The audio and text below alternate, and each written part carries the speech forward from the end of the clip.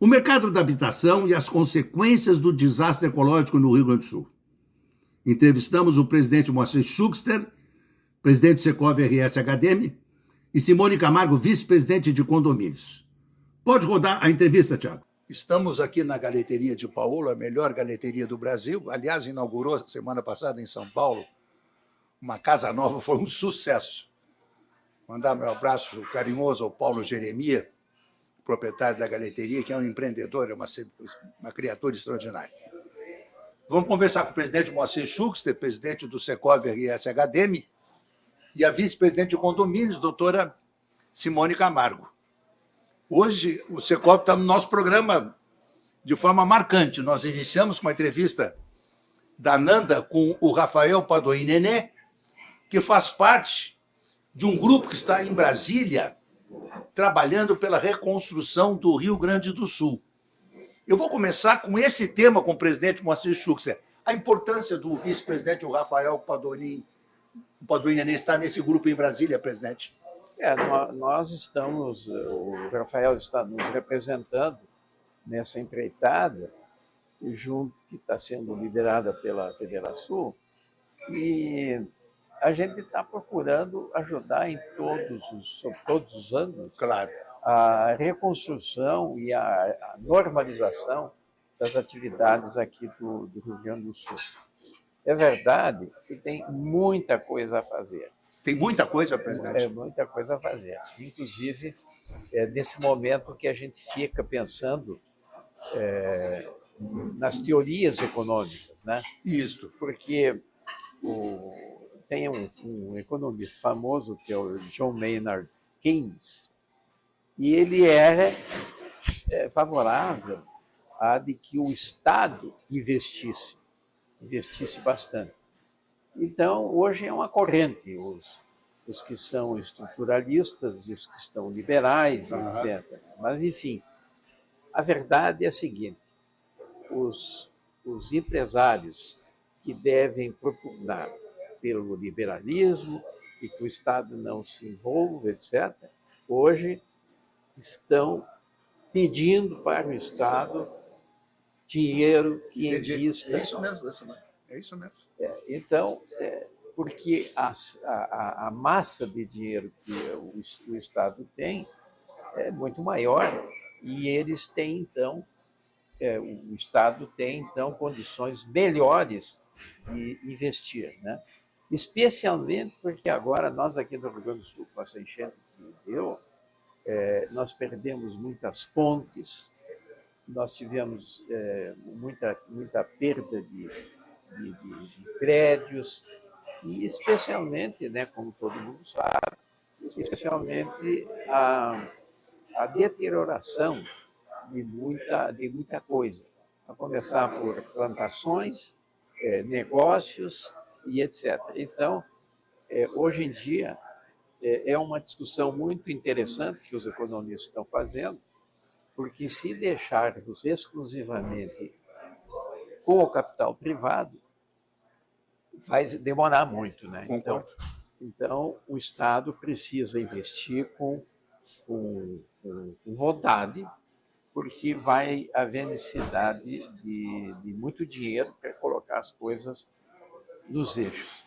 Há quem diga que pode levar 4, 5 anos, e outros dizem que só normaliza em 10, sei lá. O fato é o seguinte: nós estamos com outras entidades e empresários propugnando lá em Brasília para que o governo federal, que tem a maior parte da grana, invista aqui no Rio Grande do Sul, né, para tentar normalizar. Muito bem. O meu tema fundamental aqui do nosso bate-papo com a doutora Simone, presidente Moacir Schuchster, é como é que ficou o setor da habitação pós essa catástrofe climática, né? Uma coisa a gente olhando aqui na frente do de Paulo, é o aeroporto Salvador Filho parado.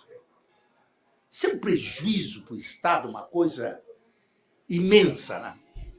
Mas o setor imobiliário foi atingido fortemente. Imobiliárias como a da doutora Simone, que é imobiliária Farrapos, ficou debaixo d'água.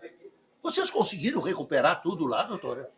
Sim, conseguimos, graças a Deus. Em 3 de julho nós reabrimos, mas todo o andar térreo foi fora. Tudo, Fora. perdeu tudo? Tudo. Móveis, Equipamentos, computadores. E aí o mais impressionante é que uma dona de imobiliária não ter tido um seguro para enchente, né? Mas eu jamais imaginei que na Conde de Porto Alegre não tinha um seguro para enchente. Mas como que eu ia imaginar que na Conde de Porto Alegre, esquina Farrapos, ia passar um jet ski? Pois é. Um barco? Nunca me passou uma lâmina de água dentro da empresa. Mas não era decogitado. 1,5 metro de água? 1,5 metro. E o mais assustador é que tiveram lugares que foram muito mais, 2 metros, 6 metros. Né? Então, jamais eu imaginei. E tenho certeza que muitos que tinham lojas ali no entorno, não só no 4º distrito, mas Menino Deus e Sarandi foram afetados também. Foram muito afetados, muito afetados. E acho que muitos imóveis desocuparam, muitos. Pois é, eu recebi no Consumidor RS dezenas de manifestações de pessoas que queriam entregar seus imóveis que foram alagados, alguns comerciais, outros residenciais, e estavam com dificuldade. Até falei com alguns dirigentes de imobiliárias que eu me dou, quando era reclamação da imobiliária deles, eu levantava o telefone, fazia uma chamada no WhatsApp e falava com eles. Depois, o problema é que o proprietário ele é muito intransigente. Ele quer receber o aluguel dele. Eu não posso abrir mão, dizer para ele não paga para o inquilino, porque o proprietário não vai aceitar. Isso foi um problema grande, presidente Moacir. Isso foi contornado pelas imobiliárias, o senhor acha? Olha, eu nesse ponto confio bastante nas imobiliárias que fizeram essa mediação. Foi uma mediação, né? Foi uma mediação. Porque teve proprietário que compreendeu a situação, teve outros mais renitentes, digamos assim, né? Mas a verdade é que houve condições de se ajustar caso a caso e, em realidade, o proprietário foi muito atingido também, que é o imóvel dele que se tornou compromissado, né? Exatamente, é o imóvel dele, é o patrimônio dele. E não só naquele momento, né? Sim. Ele agora tem um histórico. Tem um histórico, é isso aí. Ele tem... Tem o histórico, a pessoa vai alugar, mas aqui alagou, então eu não quero. Meu Deus do céu, que grave isso. Eu li um artigo justamente sobre a questão do comprometimento de imóveis, especialmente fábricas, etc., e que tem uma expressão francesa que diz le passé é passé, mas o passado é passado. Só que no caso do imóvel, o passado é presente, porque, como disse a Simone, não vai se esquecer fácil que aquele imóvel ficou alagado. É verdade. Então, as pessoas hoje já estão pensando se vão alugar um imóvel que já teve esse histórico. Essa é a questão. No entanto, existe digamos assim, uma dúvida muito interessante. Esse ano de 2023, entrando em 2024, mostrou 3 enchentes. A última foi... Setembro? Setembro ou janeiro? Não, sim, foi setembro, depois mais eu acho que janeiro. Eu acho que foi janeiro. Teve um temporal, não chegou a dar enchentes. Mas agora, de maio, extrapolou. Extrapolou. Uma coisa terrível, foi pior que a de 1941. Exatamente. Então, sem dúvida. É justamente aí que eu queria chegar. É que o pessoal pensa o seguinte: esses fenômenos são cíclicos. Então, o que se espera, veja que eu vou dizer alguma coisa audaciosa, o que se espera é que somente daqui 70, 80 anos é que aconteça uma enchente igual. Pois é, isso que eu ia lhe perguntar. O senhor não teme por um fenômeno desse que ocorra de novo Aí e nos leve para o fundo do poço de novo? Vai ter que ir embora do Rio Grande do Sul, né, Simone? Vão todo mundo para Santa Catarina. pois é. Não necessariamente lá não faça isso, né? Exatamente. Já tivemos Blumenau embaixo d'água, né? Blumenau debaixo d'água, é verdade. O problema que é trazido a essa discussão é o clima. É o clima. O clima mudou.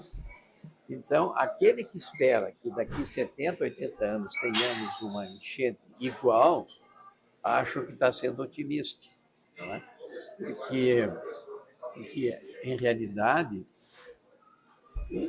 o clima mudou e nós estamos enfrentando coisas diferentes. Como, por exemplo, estamos olhando aqui para o céu e ele está cinza. E cinza por causa das cinzas lá do centro do país. Porque hoje era um dia que teria que ter sol, aparecendo sol e o céu azul. Nós estamos cobertos da fumaça. Da fumaça. Então, isso tudo vai nos trazer reflexões que nos levam a não ter tanta confiança naquilo que aconteceu no passado. Concordo. Essa é a questão.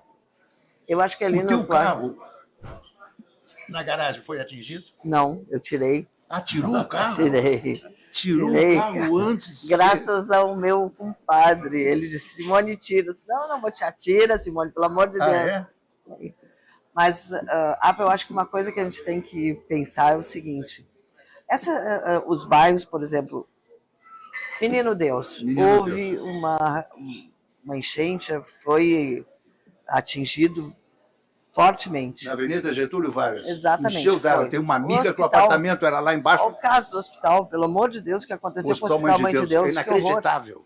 Inacreditável. Mas só que tiveram bairros como o Sarandi e o Quarto Distrito que eles vêm numa certa decadência. Concordo. Apesar de haver um trabalho da prefeitura muito bom, muito forte, quanto ao Quarto Distrito, ele está um pouco abandonado. Quando veio a enchente, e hoje em dia, então, dentro das imobiliárias, quando alguém vai querer alugar ou comprar um imóvel ali no Quarto Distrito, a primeira coisa que pergunta é, foi atingido? Ali passou a água? Né? Porque há uma retração nesse sentido. E aonde foi literalmente atingido, as pessoas estão repensando, mesmo que seja no 7º, 8º andar, 3º andar. A questão é a dificuldade, e como nós temos no Quarto Distrito vários grupos de WhatsApp que trabalham em função a isso, de comunicação de segurança, venda de mercadoria e tudo, né, propagandas, o que mais se fala é da possibilidade de uma nova enchente.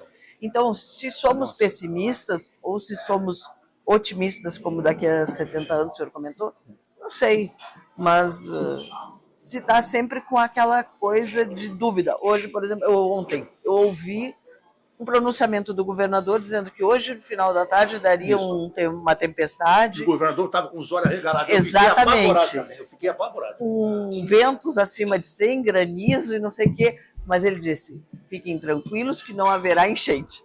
Pois é, isso aí que eu Está pegando moda a gente falar sobre a enchente.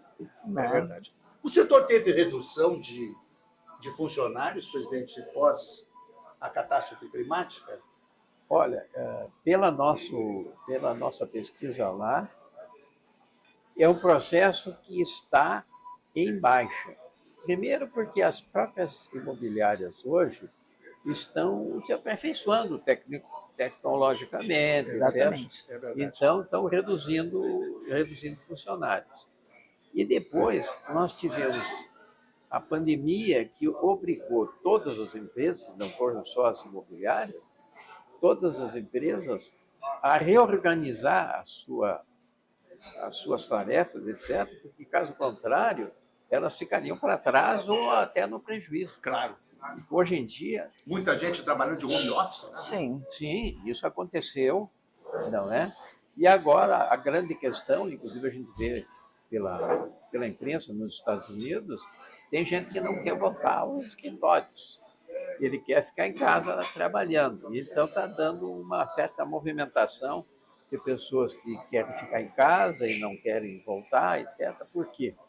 Porque, especialmente lá, o deslocamento leva 2 horas, 3 horas, né? Eu me lembro que numa empresa que eu trabalhava, que tinha escritório em Nova York, a funcionária que trabalhava lá, ela morava na Pensilvânia e saía de casa 8 horas para começar às 10 em Nova York. E saía às 4 para chegar em casa às 6 horas da tarde. Quer dizer, eles estão habituados a isso, né? E aqui, lá no Secov, nós temos gente que mora em Montenegro, que mora em São Leopoldo, que mora em Canoas, e sai cedo. O senhor teve funcionários afetados pela enchente? Nós tivemos 3 funcionários Puxa vida. que tiveram suas residências completamente alagadas. E aí os senhores tiveram que ajudar eles. Ajudamos. A diretoria estabeleceu uma verba que, com isso, eles conseguiram reconstruir a sua residência, etc. Que bonito isso. Porque o desespero estava grande. Era desesperador. E depois, vendo as fotos, a gente percebe como esse pessoal sofreu. Né? Como sofreu, né? E a verdade é que isso vai trazer, talvez não de uma forma tão ordenada, mas vai trazer uma profunda reflexão aos gaúchos, seja de parte do cidadão comum, do trabalhador, do empresário, porque uma coisa é certa, ficar como estávamos não vai acontecer. Nós vamos ter que mudar a percepção das coisas. Concordo. E vamos ter que nos preparar para algumas vicissitudes que vêm por aí que a gente não sabe o que seria. Claro. Né? Por exemplo, aqui eu estou vendo que aqui no Guaíba, ali na frente eu acho que na frente ali daquela parte dos restaurantes que estão fechados, por sinal, se criou um banco de areia. Embarcadeiro. O cais embarcadeiro. O embarcadeiro. Exatamente. Se criou um banco de areia ali. Um banco de areia. Significa o quê? Que ali já não passa o barco. Não passa barco. Então, agora as autoridades estão pensando no desassoreamento. E se isso não for feito, teremos problema de novo, inclusive na navegação. Muito bem. Doutora Simone. Bom, eu quero agradecer o espaço que nos dá sempre, possibilidade de falar, e principalmente colocar o Secov à disposição nesses momentos de crise que a gente está agora passando. E muitas vezes um síndico tem dificuldade, os seus condôminos têm dificuldade, então o Secov está à disposição para auxiliá-los no que for possível. Então nos procurem as suas imobiliárias, conversem, tentem resolver com calma, tenhamos muita paciência, muita bom senso, porque muita coisa não dá para fazer de imediato. É verdade. E desejamos que sejamos mais otimistas para que daqui a 70 anos venha uma nova catástrofe dessa, e olhe lá se puder ser mais, mas que saibamos lidar com a natureza, porque ela está buscando de novo o que era dela e nós tiramos, né? E o Secov está de mãos dadas com todos nós de condomínios. É isso. E mês que vem tem um grande evento. 26º encontro. Vamos esperar todo mundo lá. Já está esgotado. Está esgotado. Está esgotado. Está esgotado.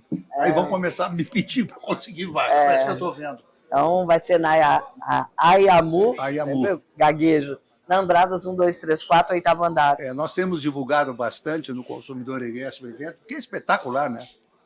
Me lembro do meu falecido tio Edo Boruga, que não perdia um.